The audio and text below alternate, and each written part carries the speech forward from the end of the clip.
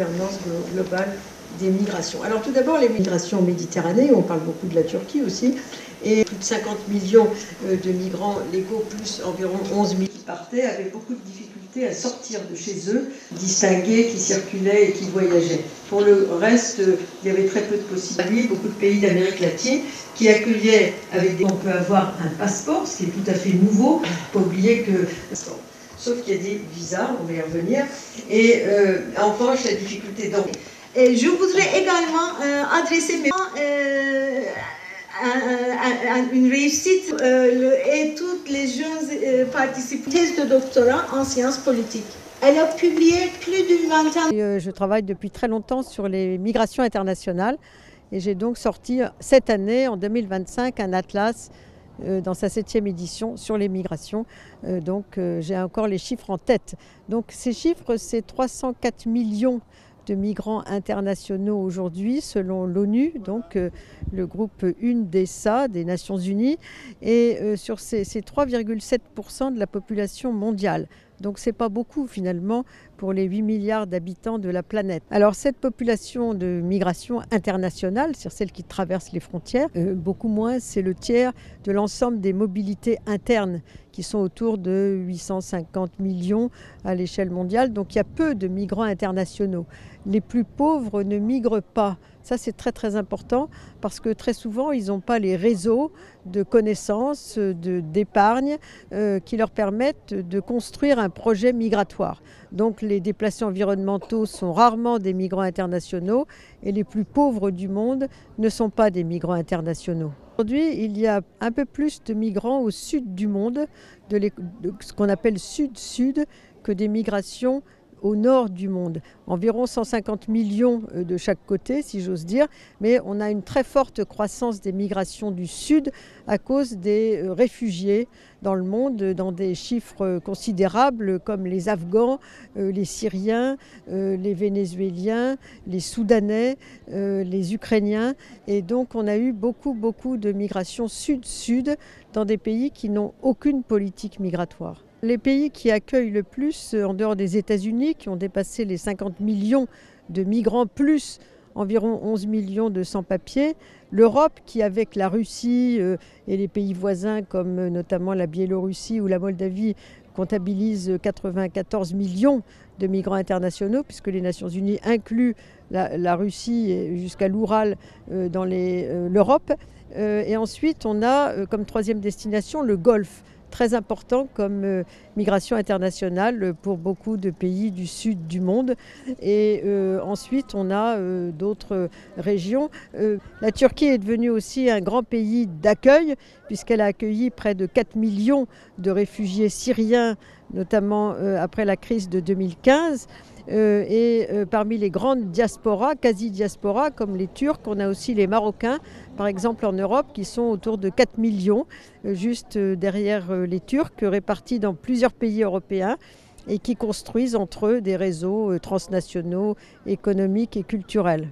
L'indépendance du monde, puisqu'on est dans un monde interdépendant. On a un sud qui est jeune plutôt, un nord qui vieillit beaucoup, avec des pénuries de main-d'œuvre. Donc la migration va se poursuivre à l'échelle mondiale. L'essentiel des migrants, ce sont des travailleurs, il ne faut pas l'oublier, même si en Europe, la première source de migration, ce sont les étudiants. Et donc, dans ce contexte, dans ce contexte, il y a beaucoup de défis en réalité à essayer de surmonter. Tout d'abord, pour l'Europe, l'Europe a beaucoup de mal à se considérer comme terre d'immigration, d'installation. Ce qu'elle est devenue, dans le passé, c'était une terre de départ, d'émigration. Une gouvernance mondiale des migrations, où on met autour de la table les pays de départ, les pays d'accueil, et aussi beaucoup d'acteurs non étatiques qui font partie de cette gouvernance, comme les ONG, comme le patronat, les syndicats, les associations de défense des droits des migrants. Et c'est un processus qui, pour l'instant, très lent. Je pense que la mobilité internationale est à la fois plus facile et plus difficile. Plus facile parce qu'effectivement, pour des raisons, je dirais, de transport, Les transports n'ont jamais été aussi fluides, peut-être pas toujours à raison quand on passe dans l'environnement, mais elles sont plus difficiles parce que les États ont tendance à se fortifier, si j'ose dire, à bloquer leurs frontières. Je dirais, évolution des dynamiques migratoires, il y en a eu beaucoup d'évolutions et je pense en particulier à la Turquie où le paradigme migratoire a été complètement changé au cours des 10-20 dernières années. La Turquie était un pays qui avait été marqué par le retour des musulmans qui fuyaient les frontières de l'Empire ottoman, quand les frontières de l'Empire ottoman étaient en crise et quand la Turquie a été créée, c'était l'époque des Muhadjir, c'était l'époque des Mubadil, ça a été ensuite l'époque des Göçmen. Et puis, à partir des années 60, il y a eu une dynamique où la Turquie est devenue un pays d'émigration vers l'Europe, mais en même temps, à partir des années 90, où elle est devenue aussi un pays de transit. Et il me semble que depuis la crise syrienne, la Turquie est devenue aussi et surtout un pays d'accueil. Je vais intervenir sur le sujet migration, frontières et diplomatie. Moi, je me suis intéressé principalement aux migrations parce que je m'intéressais aux relations internationales et plus particulièrement aux politiques étrangères des États. Et finalement, en travaillant en analysant les migrations, je me suis aperçu qu'elles changeaient, comme l'a dit mon collègue Daniel Meyer tout à l'heure, le concept même de frontière, avec la multiplication d'espaces interstitiels. La frontière n'est plus simplement un tracé entre deux États. Et du coup, comme il y a beaucoup d'acteurs sur ces frontières, je me suis intéressé aux interactions entre ces acteurs. Et je me suis aperçu que, bien évidemment, cela touchait directement à la diplomatie. Quelques mots, je dirais que cette journée qui part des migrations va amener à questionner, en fait, des grands concepts qui sont importants pour les relations internationales, en particulier les frontières, mais on le voit aussi, la politique étrangère, la diplomatie. La diplomatie n'est plus aujourd'hui, et les problèmes de migration et de frontières le montrent bien, qu'une question de relation entre des États. Et je crois que ça, pour moi, c'est assez important. Et je crois que ça sera un des apports de cette journée. Les dynamiques migratoires actuelles sont en fait le résultat d'un processus de pression du sud sur le nord. Et de ce point de vue-là, renvoie aux politiques de l'Union européenne sur la Méditerranée, l'espace méditerranéen principalement, qui est le lieu de concentration en fait de ces migrations. Par ailleurs, les restrictions migratoires imposées par l'Union européenne sont suffisamment problématiques pour créer dans le fond des systèmes de rétention de la migration dans les pays du Sud et pour nourrir en quelque sorte une tension toujours plus grande sur ce dossier au sein même du champ politique dans les différents pays européens.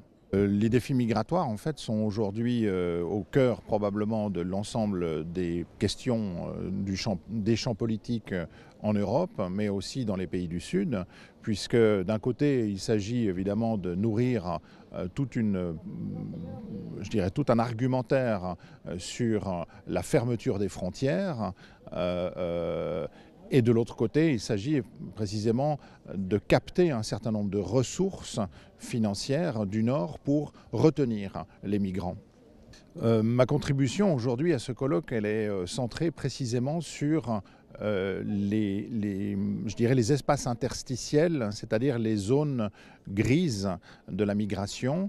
En l'occurrence, dans le processus migratoire, les lieux comme les hotspots, qui sont les centres de rétention aménagés par les pays du Nord dans des îles, et de l'autre côté, un autre espace liminal, c'est les pushbacks que les États organisent pour, dans le fond, refuser de façon illégale les migrants. Je pense que, dans le fond, les étudiants, au terme d'une conférence comme celle-ci, peuvent tirer profit en fait, de nos interventions, de nos apports, par le fait même de prendre conscience des multiples dimensions de la migration et surtout de comprendre que le migrant n'est pas une personne qui cherche à profiter, mais qui bel et bien est un acteur aujourd'hui capital dans je dirais, le processus de la globalisation.